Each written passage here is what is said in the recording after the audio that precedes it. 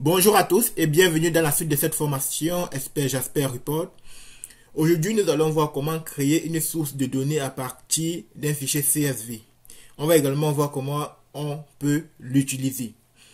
Pour le faire, il faut tout simplement venir dans Data Adapter,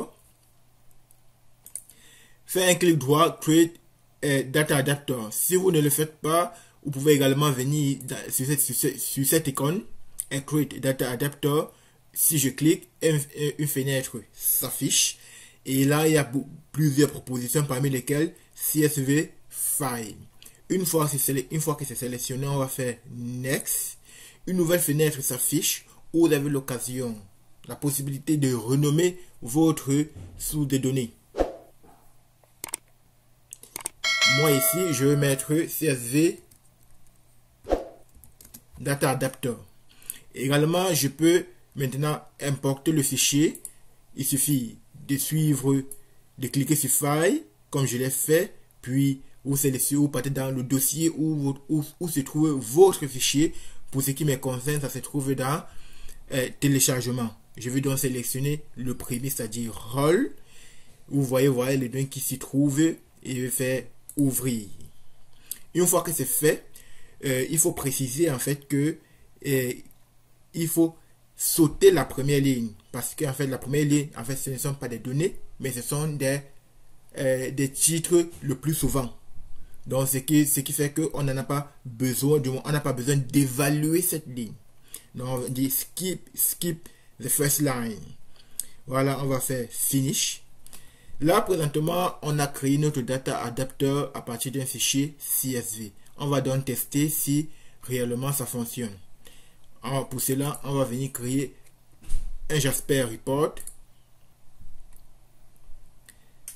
Clic droit, New, Jasper Report.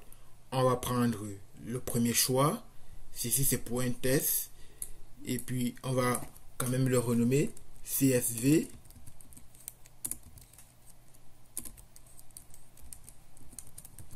Test. Une fois que c'est fait, on va faire Next. Ici, on va donc sélectionner notre CSV Data Adapter. Oui, on va faire Next. Ça nous propose ici là nos trois colonnes, c'est-à-dire ID, description et puis name. On va, bien évidemment, on a besoin de toutes ces colonnes. Si vous n'avez pas besoin, il suffit de sélectionner un et de les mettre et de les transférer de l'autre côté. Auquel cas nous on a besoin de tout, on va utiliser les deux flèches, on a besoin de tout.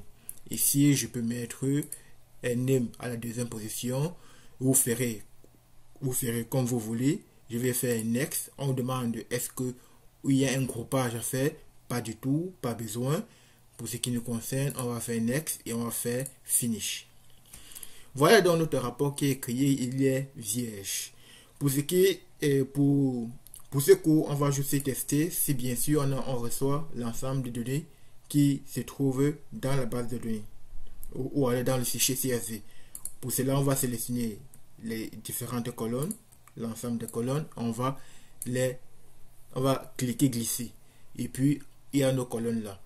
Ce qu'on va faire, on va mettre les bordures déjà.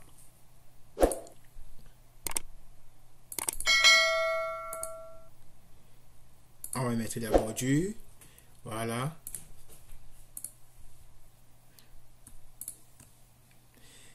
Et puis, on va également essayer d'arranger ça, centrer.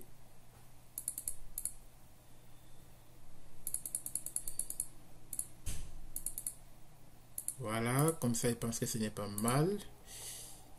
On va faire pareil pour les champs. On va centrer.